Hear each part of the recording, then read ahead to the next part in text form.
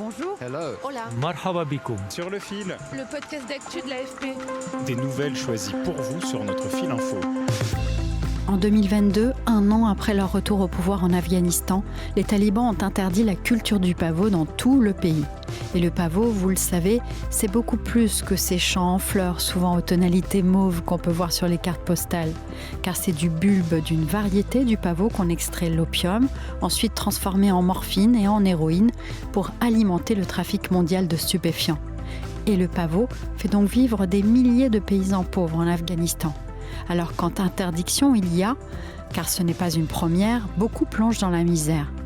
Dans cet épisode de Sur le fil, nous partons dans le sud de l'Afghanistan, au cœur de la plus grande région productrice de pavots au monde, le Helmand, à la rencontre de ses cultivateurs. Un reportage rare réalisé sur le terrain par Pascal Trouillot et Kobad Wali.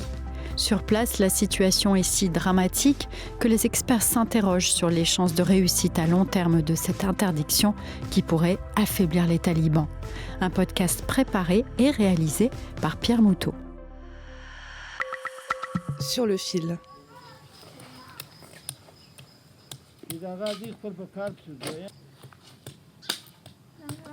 Courbé sur la terre aride, serpe à la main, Assadoullah s'affaire dans son champ.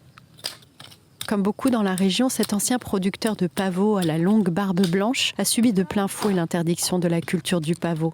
On n'a pas d'autre problème à part celui que notre terre ne produit plus autant qu'avant. Même si la culture du pavot était contraire à l'islam ou au Coran, elle nous a permis de rester en vie, de tenir la mort éloignée. Maintenant, on cultive des choses légales plutôt qu'illégales. Pascal est envoyé spécial de l'AFP à Kaboul. Elle raconte. L'Afghanistan était le premier producteur mondial de fleurs de pavot, donc qui permet d'extraire l'opium et l'héroïne depuis longtemps. Dans l'économie afghane, ça a apporté des milliards de dollars tous les ans. Hein. Et pour les paysans, c'était une manne absolument incroyable. C'est-à-dire que sur une saison de 6-7 mois, des paysans au fin fond de la province du Helmand, par exemple, ils pouvaient engranger 5-6 000 euros, l'équivalent de 5-6 000 euros par saison, jusqu'au décret de l'émir qui a donc interdit du jour au lendemain la culture du pavot. Quelques milliers d'euros par an, cela doit vous paraître peu. Mais pour l'Afghanistan, c'est une manne considérable qui faisait autrefois vivre des familles entières. Suite à un décret émis par le dirigeant suprême de l'Émirat islamique d'Afghanistan, tous les Afghans sont informés que désormais la culture du pavot est strictement interdite dans tout le pays. L'homme que vous entendez, c'est le porte-parole du régime taliban lorsqu'il a annoncé le décret d'interdiction émis en avril 2022. Suite au décret, la production du pavot s'est effondrée de 95%. Un drame pour Assadoullah, qui jusqu'à l'interdiction pouvait gagner entre 3 200 et 6 500 euros en 6 à 7 mois grâce à son champ de pavot d'1,5 hectare. Désormais, ses haricots et le fourrage pour les bêtes ne lui rapportent plus que 25 000 afghanis, soit environ 325 euros.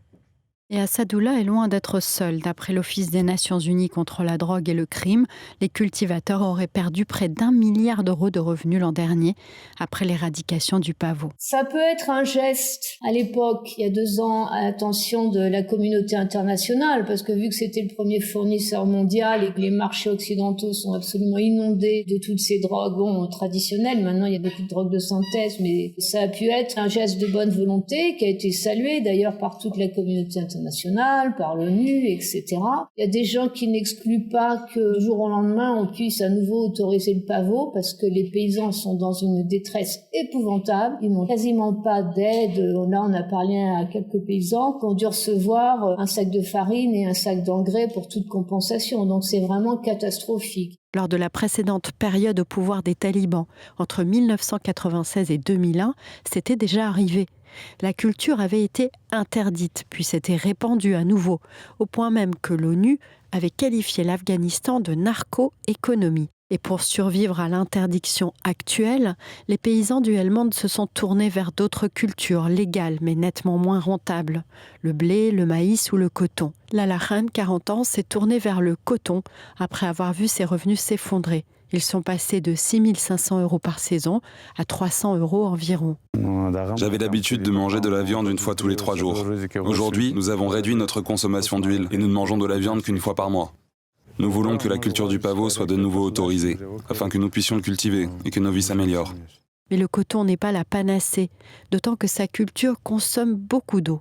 Selon l'ONG International Crisis Group, ce changement de modèle pourrait d'ailleurs aggraver les sécheresses qui accablent déjà le pays en épuisant les ressources en eau. L'ONU a proposé des discussions aux talibans très récemment, justement, pour voir comment on peut aider les paysans à s'en sortir, parce que c'est vraiment une bombe à retardement. Et puis là, je parle pas de famille avec 1 ou 2 enfants, on parle de familles où il y a 8, 10 enfants, enfin il y a une croissance démographique énorme. Donc le problème ne va faire que s'aggraver du manque de revenus paysans. Ensuite, il faut rajouter le réchauffement climatique et les désastres que ça occasionne en Afghanistan, notamment les problèmes d'eau et d'irrigation. Et une culture de substitution comme le coton, par exemple, est très très gourmande en eau. Donc c'est une cascade de problèmes qui vont s'aggraver. Le problème, c'est que toutes les cultures de substitution qui seraient un petit peu rentables, elles seront jamais aussi rentables que le pavot, les figues, les amandes, les pistaches, tout ça, ça demande déjà un investissement de départ assez important. Et puis, ça demande aussi 3, 4, 5 ans avant que les arbres ne commencent à rendre des fruits. Donc, en attendant, qu'est-ce qu'ils font les paysans, quoi? La question de la faim dans l'ensemble du pays, de la famine, est une vraie question. Il y a quand même 1/3 des Afghans qui se nourrissent avec du thé et du pain, c'est tout. Donc ça fait 15 millions d'Afghans qui mangent que du pain. Pour les communautés paysannes du Helmand ou de Kandahar, une province voisine, il ne s'agit pas que d'une question de revenus. Dans le village voisin de Khoumarai, l'imam Bismillah explique. La plus grande dépense pour les paysans afghans est souvent la dot à payer pour les mariés, en moyenne 500 000 afghanis, soit 6 500 €, l'équivalent d'une saison entière de culture du pavot. Alors, comme de nombreuses familles, l'imam a conservé chez lui un peu d'opium d'avant l'interdiction, comme ultime patrimoine. L'opium est préparé et stocké dans les maisons. Nous attendons que les prix augmentent. Les dots à honorer, nous espérons les payer avec ça. Car s'il était auparavant possible de payer une dot avec de l'opium, c'est impossible de le faire en maïs ou en haricots, selon lui. À Maiwand, une ville de la province de Kandahar, le marché de l'opium est désormais désert, mais toutes les provinces ne sont pas dociles. Ça dépend un peu des provinces, mais il y a certaines provinces qui font un peu de la résistance, notamment la province du Badakhshan, dans le nord-est, où il y a encore pas mal de champs de pavots. Alors là, on ne parle pas nécessairement de grandes surfaces, mais on peut parler de cultivateurs quasiment dans leur arrière-cour ou dans des petits champs un peu cachés comme ça qui font encore du pavot. Donc, ils font la résistance. Il y a eu des descentes assez violentes de milices anti-narcotiques talibanes au mois de mai qui ont fait des morts. Et ça, c'est quand même assez rare qu'on entende parler de ça ici, à Kaboul en tout cas. Il y a eu des manifestations parce que les brigades anti-narcotiques allaient détruire les cultures de pavots qui subsistaient. Et bon, on disait, et des gens ont dit, il y a encore des talibans qui font eux-mêmes du pavot, qui n'ont pas été inquiétés, alors que le pauvre paysan du coin, on a saccagé sa récolte de pavots. Alors l'Afghanistan pourra-t-il se passer d'opium ? Ce que l'on sait, c'est que la précédente interdiction, qui remonte à l'an 2000, avait contribué à affaiblir les talibans. Ils ont ensuite été renversés par une opération militaire américaine et alliée après les attentats du 11 septembre. Et dans les territoires qui sont petit à petit repassés sous leur contrôle depuis, ils avaient d'ailleurs réautorisé la culture et prélevé des taxes. Certains experts estiment donc qu'en l'absence d'alternatives agricoles viables, l'interdiction pourrait à terme être trop déstabilisatrice pour le régime. Le trafic d'opium n'a quant à lui malheureusement pas disparu dans le monde avec l'interdiction des cultures en Afghanistan. La Birmanie est devenue le premier producteur mondial d'opium avec plus de 1000 tonnes de drogue produites et distribuées. Je suis Michaela Kensela-Kiffer et c'est Pierre Moutot qui a réalisé cet épisode. Bon vent à Pascal Trouillot, une de mes grandes inspirations à l'agence, qui va bientôt quitter Kaboul. Et pour vous, j'ai encore une pétition. Nous avons été sélectionnés pour un prix du public au Paris Podcast Festival. Et pour le gagner, il nous faut vos voix. Alors je vous laisse le lien du podcast dans la description. C'est un épisode de la série Sur la Terre. Et si vous l'aimez, votez pour nous avant le 10 octobre. Je vous souhaite une excellente journée ou une excellente soirée. À très vite.